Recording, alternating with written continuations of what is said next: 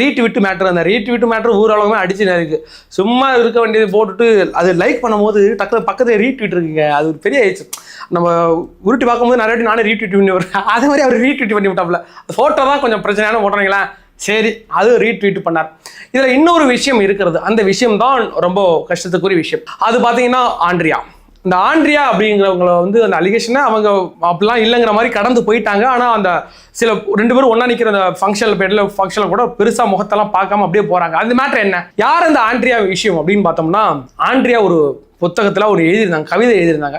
அதில் என்ன எழுதியிருந்தாங்க, என்னுடைய மன வலி இருக்கிறது, எனக்கு உடல் வலி இருக்கிறது. என்கிட்ட மன வலினா கூட ஒரு பொண்ணை ஒரு லவ்வர் திட்டா அது மனவலி ஆகிடும். என் மனசை கஷ்டப்படுத்திட்டாங்க, உடலை கஷ்டப்படுத்திட்டாங்கிறதுக்கு அர்த்தமே வேறு. அப்படி என்ன நடந்துச்சுங்க வரும், ஒரு அரசியல் வாரிசு, ஒரு அரசியல்வாதியோட பையன், பெரிய குடும்பத்து பையன், இப்போ அந்த குடும்பமே பெரிய குடும்பமாக இருக்குது. சினி ஃபீல்டில் உள்ள ஒரு நபருடன் திருமணமானவர் தான். அவர் கூட நான் உறவில் இருந்தேன், லவ் பண்ணிக்கிட்டு இருந்தேன். அந்த நபர் என்னை மிகவும் உடல் ரீதியாக என்ன துன்புறுத்தினார், அபார்ஷன் பண்ணாரு, சிகரெட்டால சூடு வச்சாரு, அதுபோக சில விஷயங்கள் ரொம்ப டார்ச்சர் பண்ணாரு.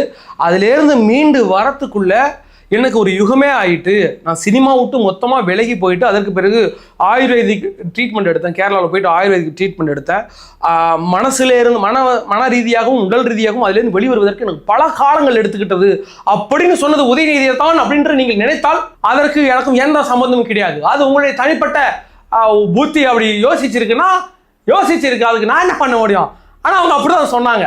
ஒரு அரசியல் வாரிசு, சினிமா குடும்பத்தில் இருந்தவர், ஏற்கனவே கல்யாணம் பண்ணிக்கிறாப்பல, அப்படிப்பட்ட ஒரு ஆள் இப்படி பண்ணி விட்டாப்பலங்கன்னா அந்த பொண்ணுக்கு நீதி கிடைக்கணுமா, நியாயம் கிடைக்கணுமா இல்லையா? அதுக்கு என் தாத்தா சார்பாக நீங்களே என் கூட சேர்ந்து போராடணுமா இல்லையா?